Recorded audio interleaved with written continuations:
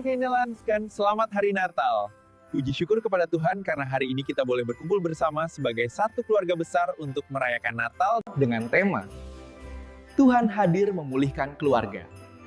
Bahwa Tuhan hadir di tengah keluarga kita, memberi kasih, pengampunan, dan pemulihan. Kiranya melalui perayaan ini, setiap keluarga dikuatkan, dipersatukan, dipenuhi damai sejahtera Kristus. Selamat merayakan Natal, Tuhan Yesus memberkati. Mari jemaat Tuhan, MDC Tebing Tinggi memuji Tuhan. Kita mau tepuk tangan yuk.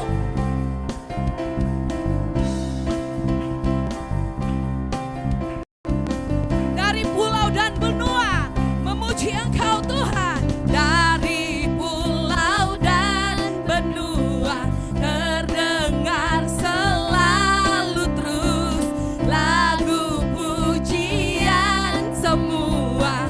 Bagi nama penebus. Semuanya yuk. Glory.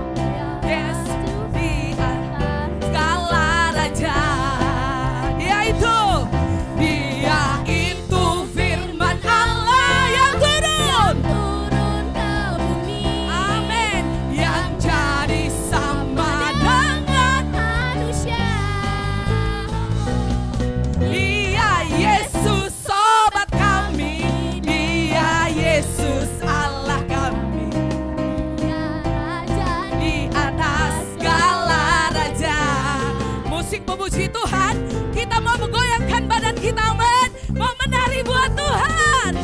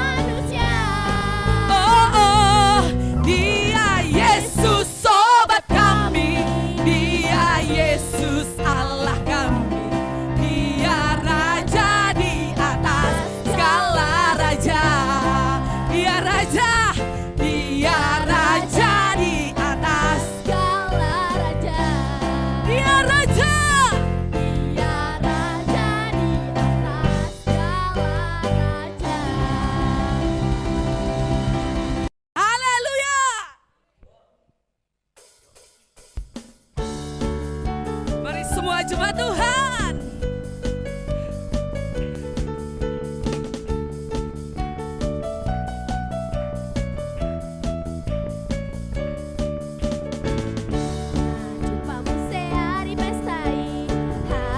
mana suaranya jemaat Tuhan?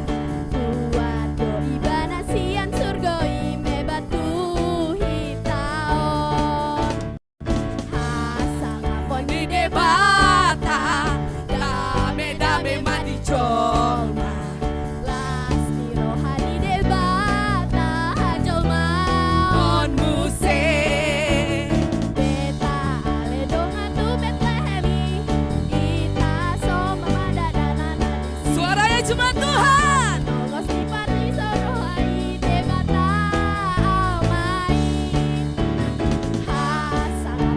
debata dame madi jol langsung di debata hasangapon muse songan imani hana tumbuhon kosibuan dan metupor kibidon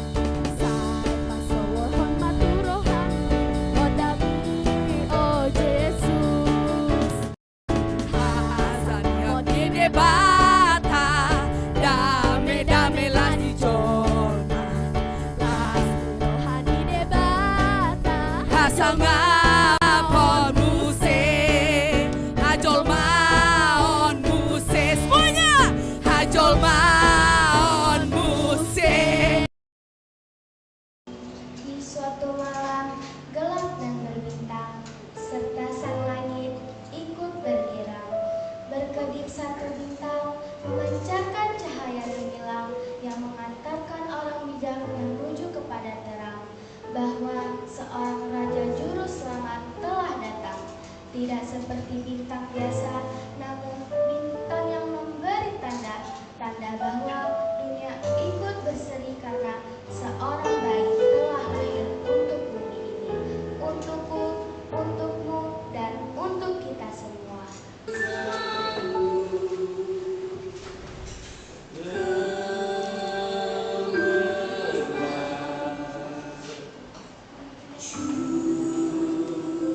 Sekali lagi kita mau memaknai Natal ini bersama-sama. Seperti kalungan, rayakanlah hatiku menyambutmu Tuhan. Amin.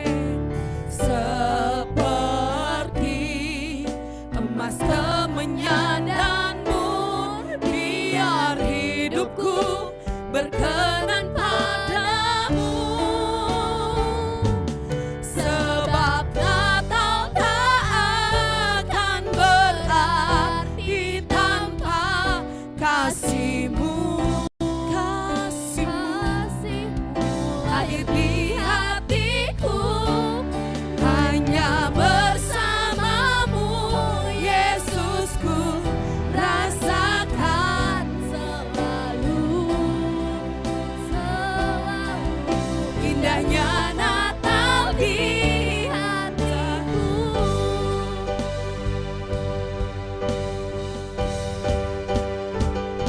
Bersama paduan suara surgaku bernyanyi. Amin.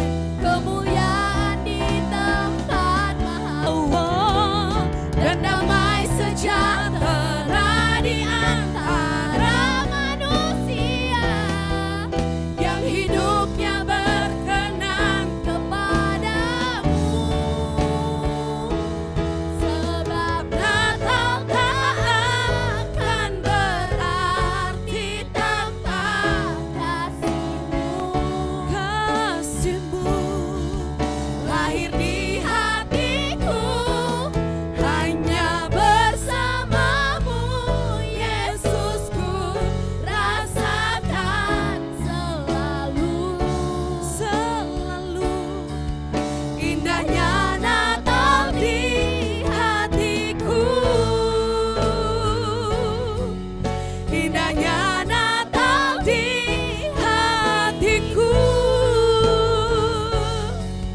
Indahnya Natal di hatiku. Haleluya, kami bersyukur kepadamu ya Tuhan, kami mendengarkan sabda firman-Mu.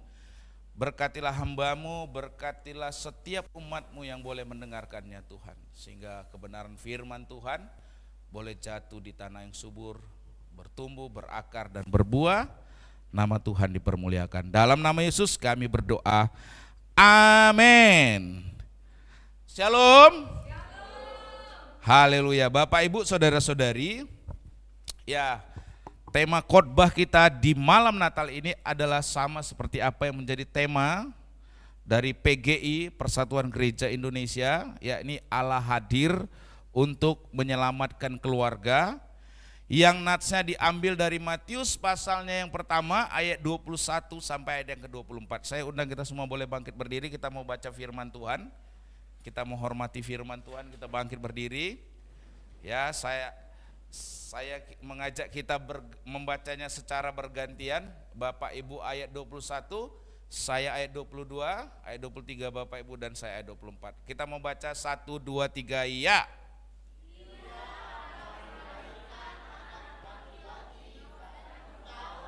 Hal itu terjadi supaya digenapi yang difirmankan Tuhan melalui nabi. Ayat 23.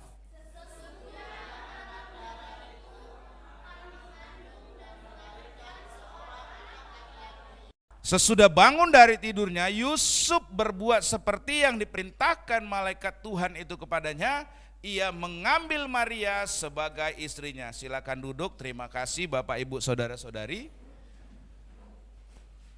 Ya, Natal kali ini temanya adalah bagaimana Allah hadir untuk menyelamatkan keluarga. Nah, hari Natal itu suatu perayaan bagaimana kehadiran Allah dalam Yesus Kristus.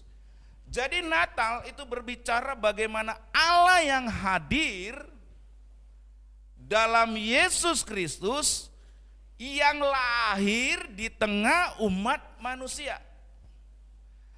Memang Allah itu maha hadir. Tetapi dalam peristiwa Yesus, Allah itu hadir dan benar-benar hadir atau menubuh, berwujud dalam yang namanya diri Yesus Kristus. Dan itu kalau kita baca dalam Matius pasal yang pertama ayat 21 sampai 24, digambarkan Allah memenuhi janji keselamatan melalui kelahiran Yesus, yang artinya Sang Immanuel, Allah beserta kita di tengah keluarga.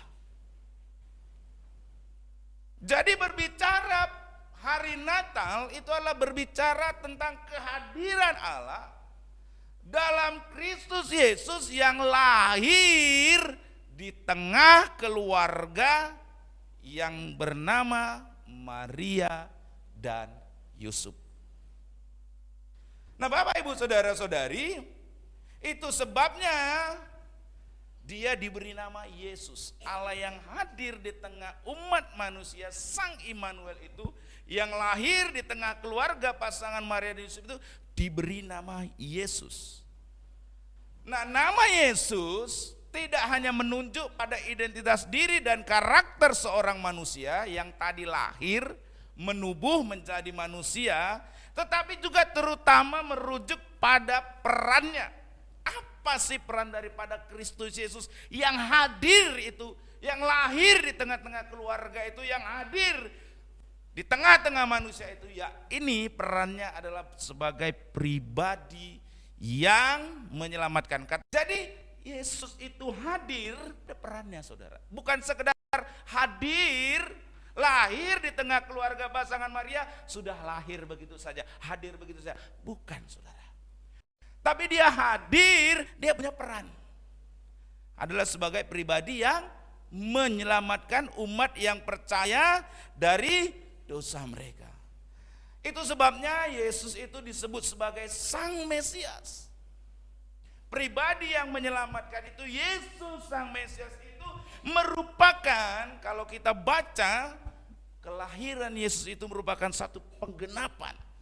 Artinya datangnya Yesus Kristus yang lahir sebagai manusia yang hadir di tengah keluarga pasangan Maria dan Yusuf, itu kehadirannya bukan ujuk-ujuk saudara.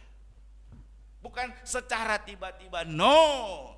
Tetapi itu sudah jauh-jauh hari dinubuatkan.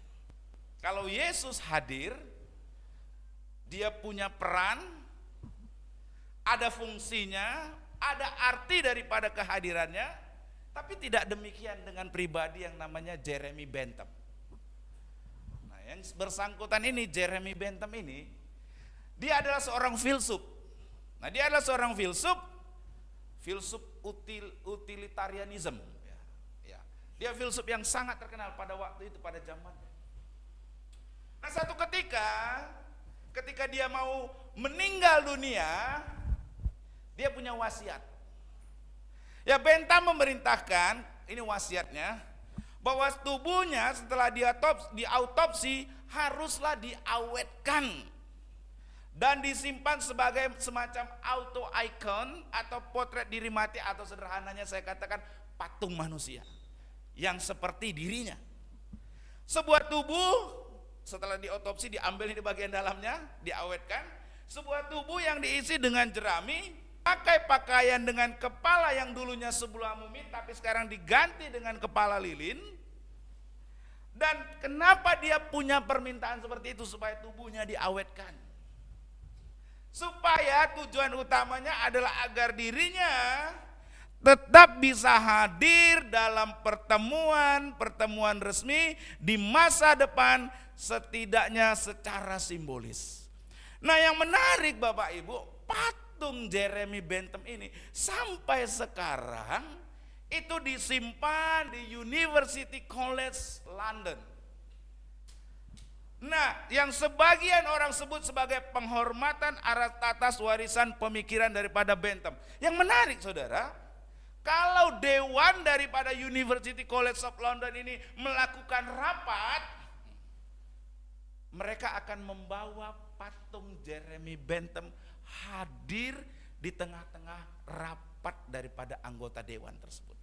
Pemimpin rapat dia berkata gini, "Ladies and gentlemen, please welcome Mr. Jeremy Bentham. Present but not voting." Hadir tapi tidak memberikan suara atau pilih. Kenapa? Karena dia hanya sebuah patung. Setiap rapat anggota dewan dia hadir, tapi dia tidak memberikan suara. Hadir, tapi tidak memberikan pengaruh. Jadi Jeremy Bentham, patungnya itu hanya sekedar hadir. Ia hadir juga bersama-sama dengan anggota dewan rapat, tapi kehadirannya tidak memberikan pengaruh. Tidak bisa memberikan suara. Present but not voting. Berbeda kan saudara dengan Yesus? Amin. Kalau Yesus dia hadir, dia ada fungsinya, ada perannya, ada pengaruhnya. Jeremy Bentham hadir tapi tidak memberikan pengaruh. Pertanyaan saya, adakah hidup kita seperti Jeremy Bentham? Present but not voting. Hadir tapi tidak memberikan pengaruh. Hadir tapi tidak memberikan dampak. Sehingga bahasa kasarnya, sendok hilang dicari, Anda hilang tidak dicari. Kenapa? Karena Anda tidak memberikan pengaruh. Lebih suka orang mencari sendok yang hilang daripada kita. Kalau sendok hilang masih dicari, kalau kita, oh syukurlah, baguslah dia nggak ada. Kenapa? Nggak ada gunanya. Hadir tapi tidak berguna. Hadir tapi tidak memberikan pengaruh. Yesus hadir, dia memberikan pengaruh. Dia hadir, dia punya peran, yakni untuk menyelamatkan umat manusia. Itu yang membedakan antara Yesus dengan Jeremy Bentham. Nah, bagaimana Yesus hadir yang tujuannya adalah untuk menyelamatkan umat manusia? Di dalam itu semua melibatkan yang namanya pasangan Maria dan Yusuf di dalam karya penyelamatan. Tetapi itu semua tidak berjalan dengan mulus. Mengapa? Karena seperti yang kita tahu dalam Matius pasal yang pertama ayat yang 19, ketika Allah melibatkan keluarga yakni Maria dan Yusuf, Maria hamil duluan, ternyata itu menimbulkan masalah. Tentu saja kalau perempuan belum menikah, belum berkeluarga, kalau hamil tentu akan menjadi suatu aib. Sehingga rencana Allah tadi yang melibatkan keluarga Yusuf dan Maria yang Allah ingin hadir dalam keluarga tersebut ternyata tidak berjalan dengan mulus. Akan tetapi ketika Yusuf tahu bahwa Maria hamil dan dia hendak menceraikan Maria secara diam-diam, ada pembelaan Tuhan, ada karya Tuhan yang ajaib di ayat yang ke-20. Tetapi ketika ia mempertimbangkan maksud itu, malaikat Tuhan tampak kepadanya dalam mimpi. Memang tidak berjalan dengan mulus, tapi setiap yang namanya rencana Tuhan tidak akan pernah gagal. Amin. Ketika malaikat Tuhan itu datang ke dalam mimpi dan bilang, jangan takut, ambil aja Maria sebagai istrimu, sebab anak yang dalam kandungannya adalah dari Roh Kudus. Maka di ayatnya yang ke-24, ya, Yusuf dikatakan mengambil Maria sebagai istrinya. Bapak Ibu Saudara-saudari, di sini kita bisa melihat bagaimana kesediaan Yusuf mengambil Maria sebagai istrinya ini menunjukkan keterbukaannya sebagai orang yang percaya akan janji penyelamatan Allah dan memang mengharapkan kedatangan Sang Immanuel. Yusuf meyakini perkataan malaikat dalam mimpi sebagai kebenaran bahwa Allah sedang mengerjakan karya penyelamatannya melalui apa saudara? Keluarganya. Itu sebabnya kembali ke tema tadi, Allah hadir untuk menyelamatkan keluarga.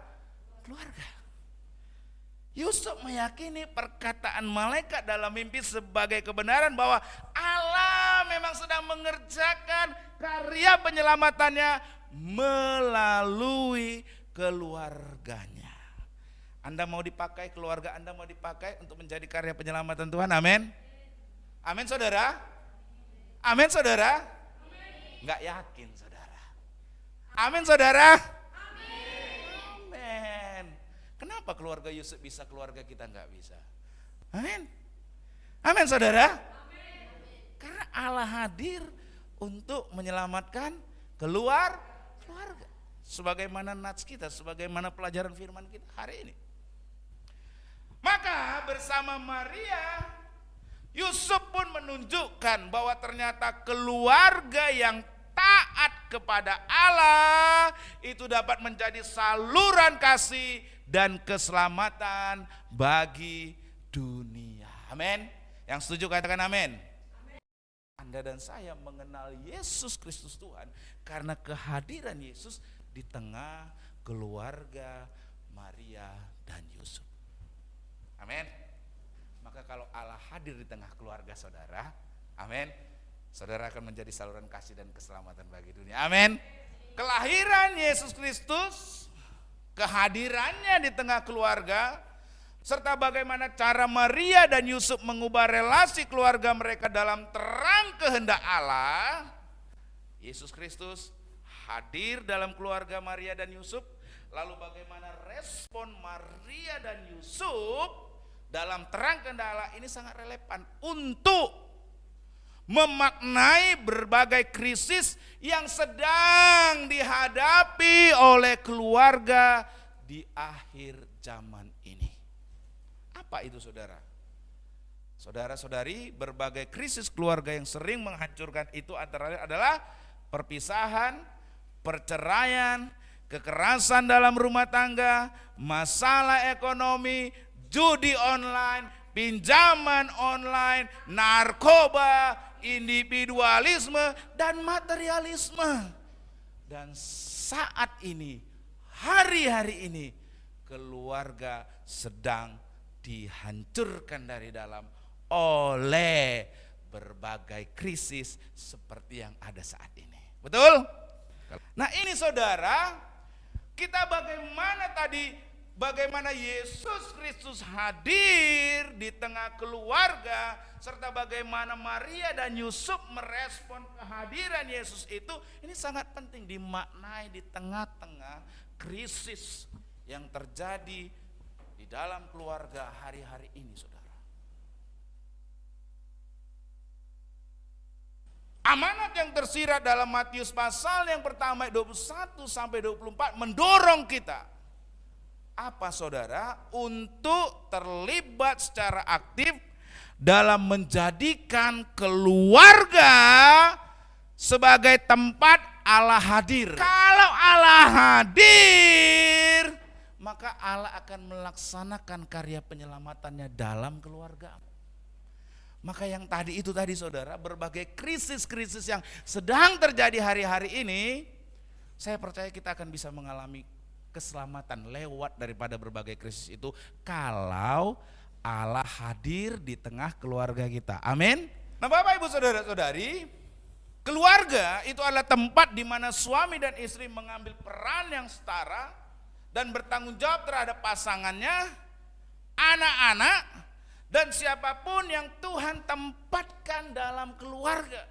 Karena Allah hadir, Yesus Kristus hadir, pertama-tama yang dia selamatkan adalah keluarga Maria dan Yusuf. Saudara lihat tadi, Maria dan Yusuf hampir bercerai, betul? Tapi malaikat Tuhan datang menjumpai sehingga keluarga yang tadinya mau bercerai ini tidak jadi bercerai.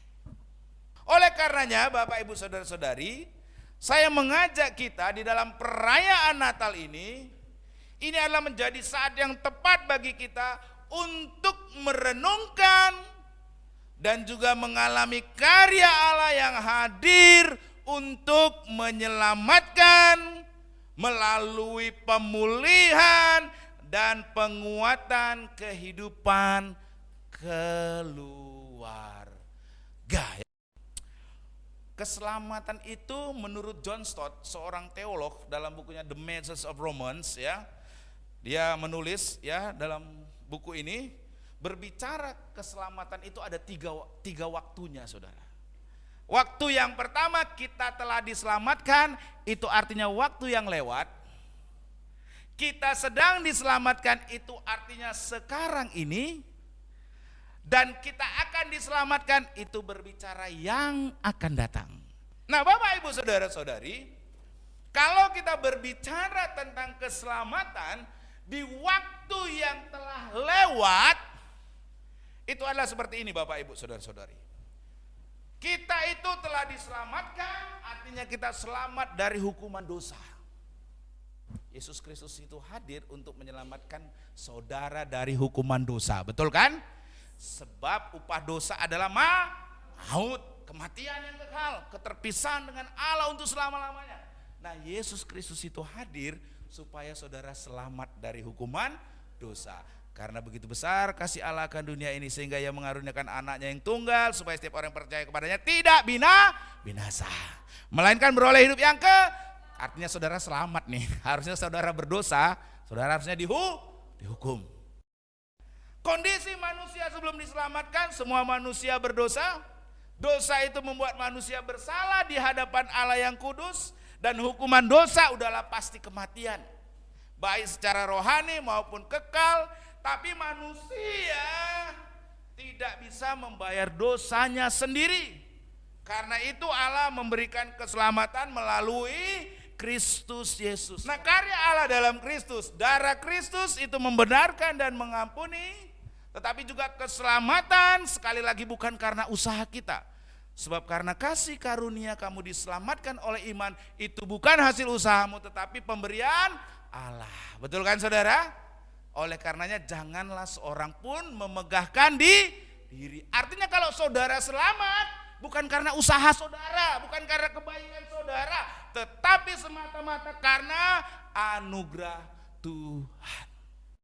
Makna utamanya keselamatan membebaskan manusia dari hukuman dan murka Allah atas dosa.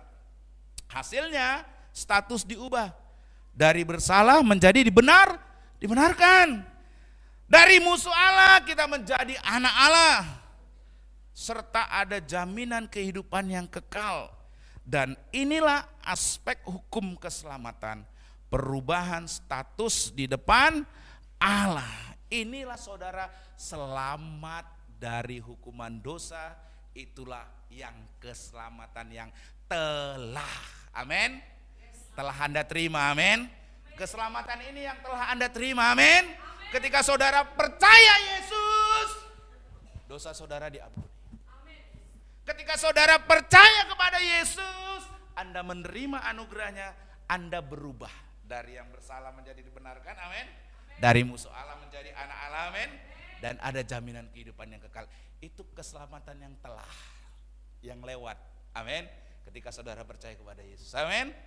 Nah Bapak Ibu, tetapi ini keselamatan yang sekarang. Keselamatan yang sedang, artinya selamat dari hidup dalam dosa. Selamat dari hidup dalam dosa atau sanctification, pengudusan itu tidak berhenti pada pembenaran. Saya udah diselamatkan, saya udah percaya Yesus, sudah selamat, ya udah hidup saya mau suka-suka lah. Mau ngapa-ngapain saya mau suka-suka. Anda sedang berada, Anda sedang tidak diselamatkan. Kenapa? Karena kalau selamat dari hukuman dosa atau sedang diselamatkan itu tidak berhenti hanya pada pembenaran, tapi Allah juga mengubahkan hidup orang percaya. Dosa bukan hanya masalah hukuman, tapi perbudakan manusia tanpa Kristus. Itulah saudara diperbudak oleh dosa.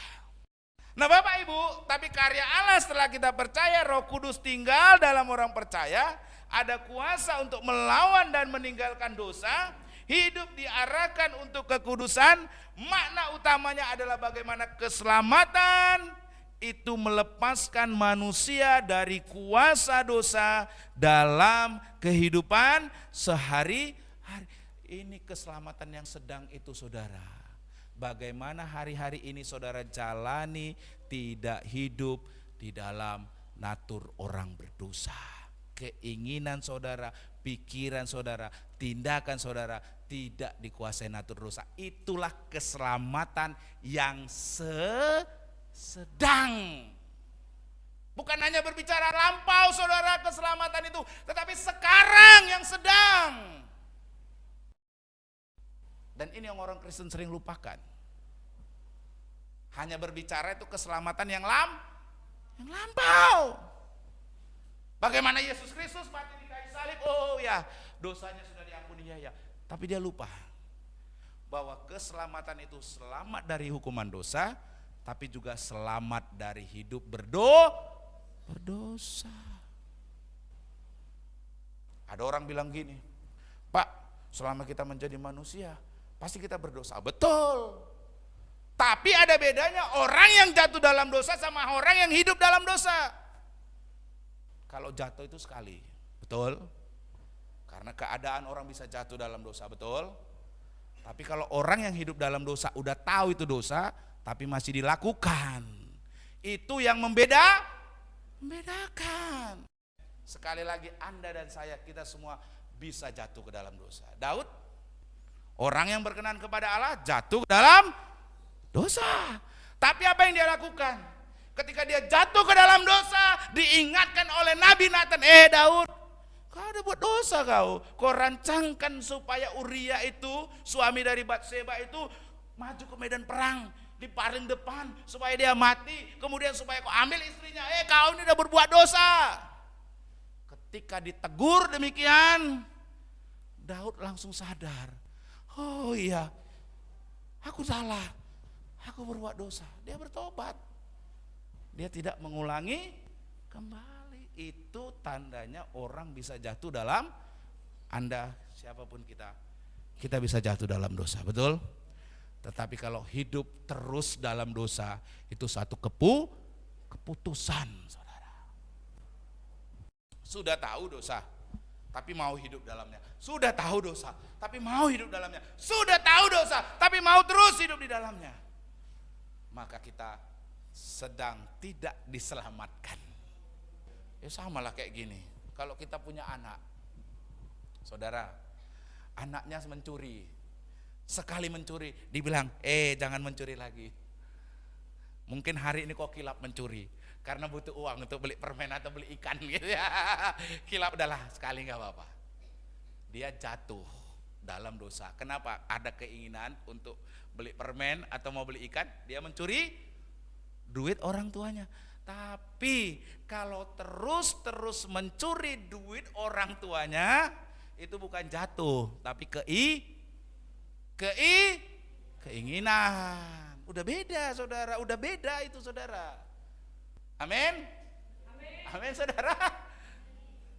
Saudara, kalau Yesus Kristus hadir dalam hidup kita juga sedang menerima keselamatan yang sedang tadi, yang saat ini tadi, yaitu bagaimana Roh Kudus tinggal dalam diri orang percaya, ada kuasa untuk melawan dan meninggalkan dosa, dan hidup diarahkan untuk kekudusan.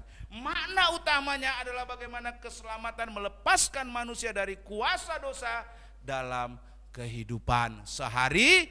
Itulah keselamatan yang sedang. Amin. Kalau kita kehidupan yang sedang diselamatkan tadi, hasilnya adalah hidup kita semakin menyerupai Kristus, dan ada pertobatan yang nyata, buah-buah roh muncul, dan ada perjuangan melawan dosa setiap hari. Itu tadi saya bilang, tidak mau hidup di dalam dosa terus menerus. Ada perjuangan. Dan inilah aspek transformasional daripada keselamatan, yaitu adanya perubahan karakter dan gaya hidup. Orang yang belum menerima Yesus dengan orang yang sudah menerima Yesus, beda gaya hidupnya. Kalau dahulu kerjaannya sehari-hari melakukan penipuan, melakukan pencurian, melakukan pembohongan, maka ketika dia menerima Yesus Kristus, dia tidak melakukan itu lagi. Dia menjadi pribadi yang jujur, dia menjadi pribadi yang bekerja keras, dia menjadi pribadi yang lebih berkarakter. Itu aspek transformasional dari yang namanya keselamatan yang sedang terjadi. Amin, saudara-saudari. Dan kemudian berbicara keselamatan yang akan datang, itu adalah selamat dari ketiadaan dosa sama sekali. Itu artinya kita bersama dengan Bapa di surga. Amin. Jadi keselamatan itu ada yang telah Yesus Kristus mati bagi saudara, itu keselamatan saudara telah terima.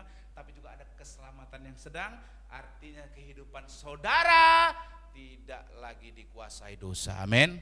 Saudara selamat daripada hidup dalam dosa. Dan ini yang penting juga, saudara.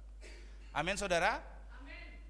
Yang lampau, yang sedang, baru saudara akan menerima yang akan datang. Haleluya, indah bukan? Hidup ikut Yesus, tapi nggak ada perubahan, berarti sedang tidak menerima keselamatan. Artinya saudara tidak sedang diselamatkan. Berbicara tentang keselamatan, ini yang saya bilang tadi, adalah proses yang lengkap. Masa lalu, masa sekarang, dan masa yang akan datang. Jadi jangan menerima keselamatan itu yang dulu-dulu aja, saudara. Ya Yesus Kristus mati bagi saya beriman, saya diampuni, saya dibenarkan. Enggak cukup sampai situ.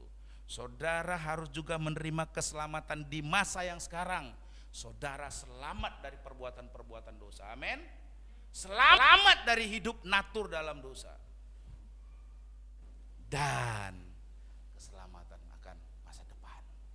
Allah bukan hanya menyelamatkan kita dari apa yang terjadi karena dosa atau hukuman, tetapi juga menyelamatkan kita dari di mana kita hidup atau dalam tanda kutip perbudakan dosa, dan siapa kita yang dulu yang orang hidup dalam natur berdosa. Jadi saudara jangan senang dengan tipu muslihat iblis. Ya saya manusia pasti berdosa. Ya memang benar saudara. Tapi saudara jangan hidup terus menerus di dalamnya, betul kan? Amin. Kalau jatuh Anda manusia, betul? Kalau Anda jatuh Anda manusia. Tapi kalau hidup di dalamnya terus menerus, Anda sedang tidak diselamatkan. Haleluya. Allah hadir untuk menyelamatkan keluarga. Kalau Kristus itu hadir di tengah keluarga, maka keluarga itu akan menerima keselamatan yang masa lalu, amin. Menerima keselamatan di masa yang sekarang, amin. Nggak akan ada di tengah-tengah keluarga itu hidupnya yang carut marut kalau Kristus hadir di tengah keluarga tersebut, amin. Mari jadikan keluargamu itu present and making impact. Artinya hadir dan memberikan jangan seperti Benjamin Bentham, hadir tapi tidak memberikan dampak atau pengaruh. Kalau saudara mau hidupnya berdampak, saudara harus menerima keselamatan yang dua tadi.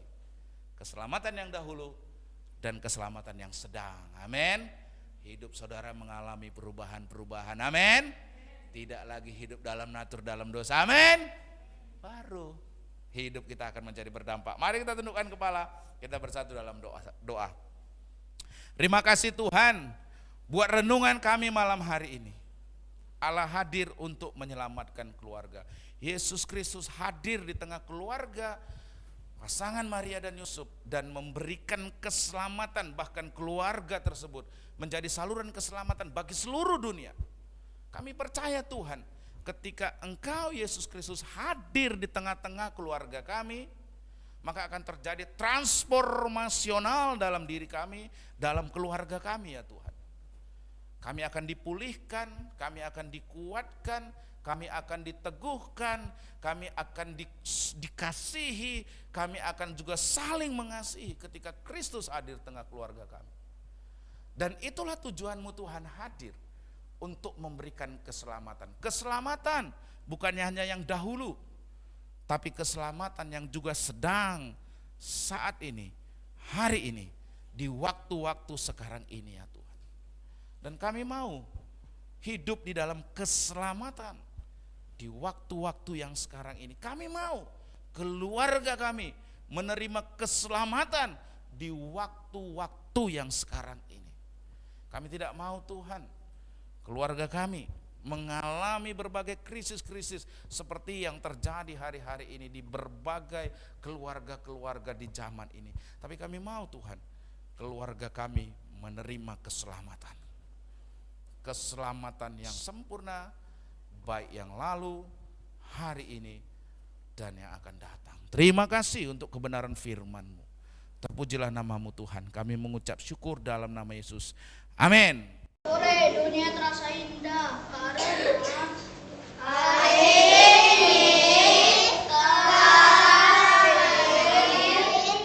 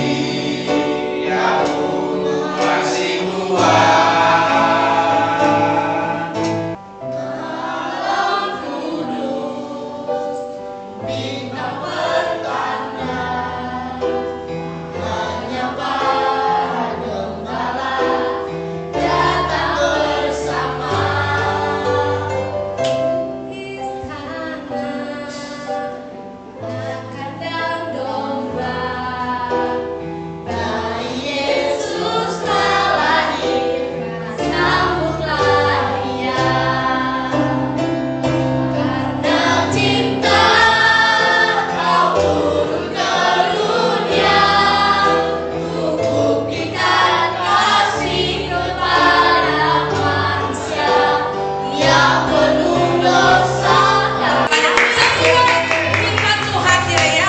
Oke, silakan maju ke depan abangnya.